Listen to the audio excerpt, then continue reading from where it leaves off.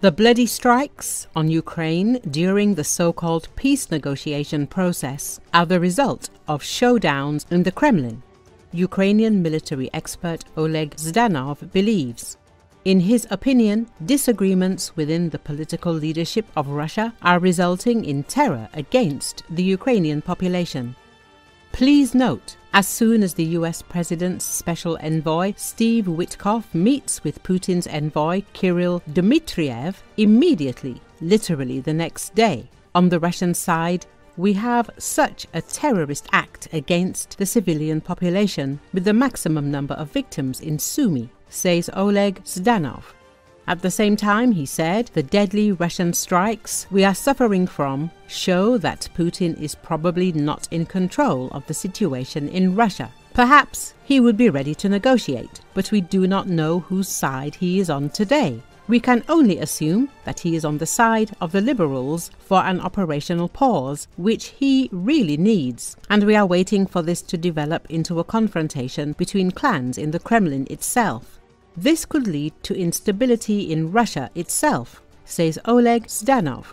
In his opinion, Putin is unlikely to be against Trump's peace initiatives.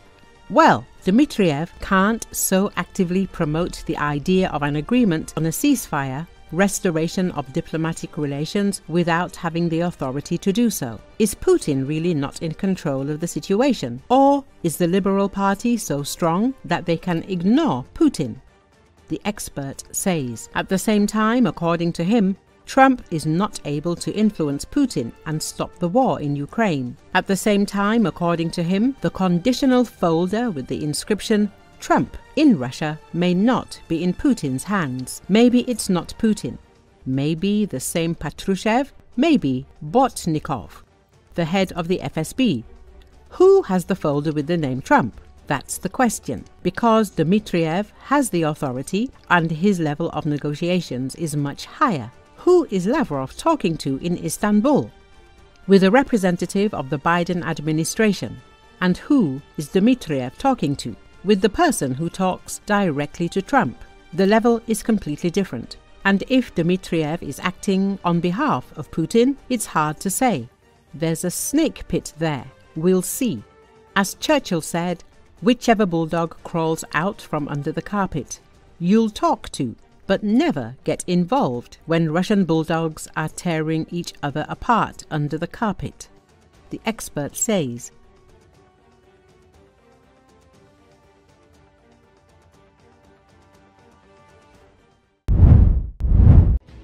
A Russian court has sentenced Roman Ivanishin, a soldier from Sakhalin, to 15 years in a maximum security prison for surrendering to Ukrainian forces, Russian pro-state media outlet Kommersant reported on April 15, citing an undisclosed source.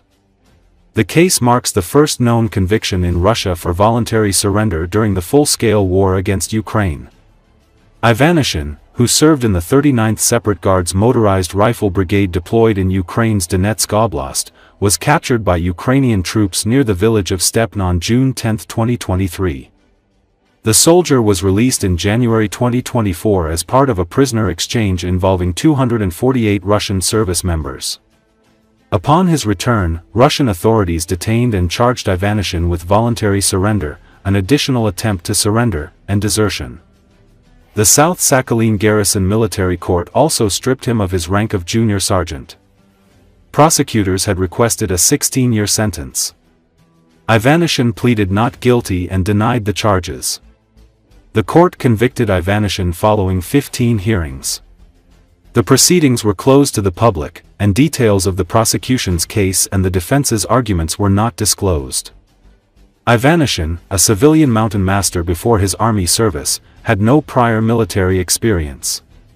Ukrainian troops took Ivanishin prisoner in mid-2023 following a failed assault in the southeastern Donetsk sector, near the villages Stepne and Novomihайлivka. Ivanishin said he was serving in an infantry unit of Russia's 39th Motor Rifle Brigade before being captured.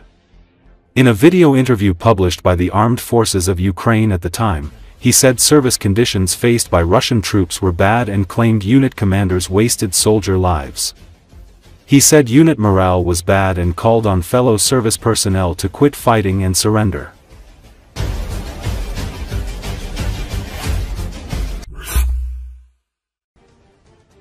As the full-scale war in Ukraine enters its 4th year, Russia's military force is a shadow of what it was before the invasion. Russia's mechanized forces, which are key to achieving victory, are bleeding white and are left with museum-quality military trucks, civilian cars, vans, all-terrain vehicles and motorcycles, writes reporter and analyst David Axe for Newsweek. According to him, the presence of such equipment and weapons does not constitute a force that is ready for victory. To win, by any rational definition of the term victory, Russia must seize more of Ukraine than the 20% of the country it currently occupies. At the very least, Russia must consolidate control over the largest regions in eastern Ukraine, Donetsk and Luhansk. Even that modest goal is still tens of miles away, the expert emphasized. Advancing even these tens of kilometers is becoming increasingly difficult for the Russian and North Korean troops. Axe believes that such an opportunity has little chance, since Russia's full-scale war against Ukraine has been going on for 38 months already. And that's for one main reason. The types of troops that the Russian military traditionally relies on for rapid marches deep into enemy territory are becoming an endangered species on a front line that stretches 700 miles or more from north to south, mined, shelled by artillery and patrolled by drones in this horribly bloody and massive war, the analyst emphasized. At the same time, Dutch Army officer Randy Norman noted that now Russian tank regiments and brigades, tracked combat vehicles, mobile howitzers and many trucks simply do not exist. For generations of Russian planners, the goal was to penetrate the enemy's front lines and launch a powerful mechanized second echelon that would exploit the initial breakthrough, he added. However, as Axe writes, these plans may now be completely destroyed. In particular, one Russian military blogger says that mines, artillery and drones are now so densely located along the front line that tanks and other armored vehicles simply do not reach the line to begin an attack. According to him, they are simply blown up many kilometers from enemy positions. The analyst stressed that despite the fact that this problem concerns both sides, it irritates the Russian occupiers more than the Ukrainians, because the Russians cannot win unless they gain ground. In contrast, simply containing Russian and Allied forces is a significant victory for the Ukrainians. Keep the Russians in their current positions, and the Ukrainian government, economy and culture, as well as the potential for future military action, will survive, the expert believes. According to Axe, despite US President Donald Trump's current policy towards Ukraine, our country is now in a much better position to counter Russian attacks than it was in early 2024. In particular, each Russian attack is met with an avalanche of firepower. The numbers bear this out.